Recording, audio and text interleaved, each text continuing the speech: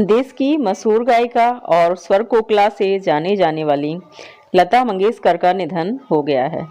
उनके निधन से बॉलीवुड इंडस्ट्री में शोक की लहर है।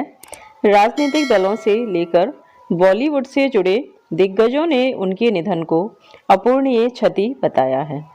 शिवसेना सांसद संजय राउत ने ट्वीट करके जानकारी दी। बीते दिन उनका स्वास्थ्य बिगड़ गया था, जिसके चलते उन्हें आईसीयू से वेंटिलेटर में रखा गया था।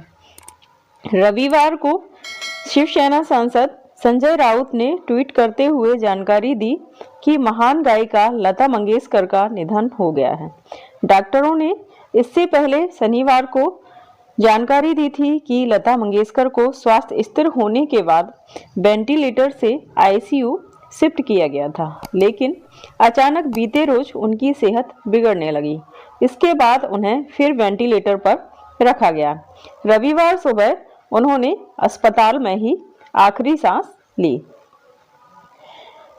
प्रधानमंत्री नरेंद्र मोदी ने लता मंगेशकर के निधन पर शोक जताया है। उन्होंने ट्वीट करते हुए लिखा है, लता दीदी के गानों ने कई तरह के इमोशंस को उभारा। उन्होंने दशकों तक भारतीय फिल्म जगत के बदलावों को करीब से देखा। फिल्मों से परे वह हमेशा भारत के विकास में भावुक थी। वह हमेशा एक मजबूत और विकसित भारत देखना चाहती थी।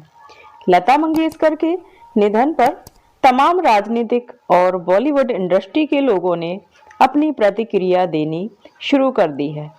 शिवसेना सांसद संजय राउत ने ट्वीट करते हुए लिखा है कि लता मंगेशकर हमेशा अमर रहेंगी। वहीं केंद्रीय मंत्री नितिन गडकरी ने कहा है कि आज मुंबई में आया था और दुख भरा समाचार सुना। संगीत की दुनिया में उनके योगदान को कोई भुला नहीं सकता। लता मंगेशकर के निधन के समाचार से बॉलीवुड इंडस्ट्री में शोक की लहर है। तमाम संगीतकारों ने उनके निधन को बड़ी क्षति बताया है। इससे पहले शनिवार की रोज लता की बहन आशा भोसले ने अस्पताल पहुंचकर हाल जाना था। जब आशा अस्पताल से बाहर निकली तो उनके चेहरे पर मायूसी से अंदाजा लग गया था कि लता मंगेशकर की हालत ठीक नहीं है।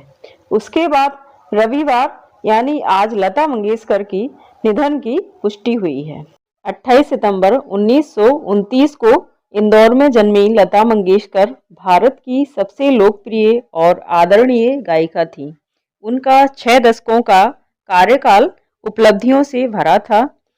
लता जी ने लगभग 30 से ज़्यादा भाषाओं में फिल्मी और गैर फिल्मी गाने गाए हैं। इसलिए लेकिन उनकी पहचान भारतीय सिनेमा में एक पार्श्व गायिका के रूप में रही है। अपनी बहन आशा भोसले के साथ लता जी का फिल्मी गायन में सबसे बड़ा योगदान रहा है। लता की जादुई आवाज़ के भारत के साथ साथ पूरी दुनिया में दीवाने हैं। लता मंगेशकर को भारत सरकार ने भारत रत्न से सम्मानित किया था।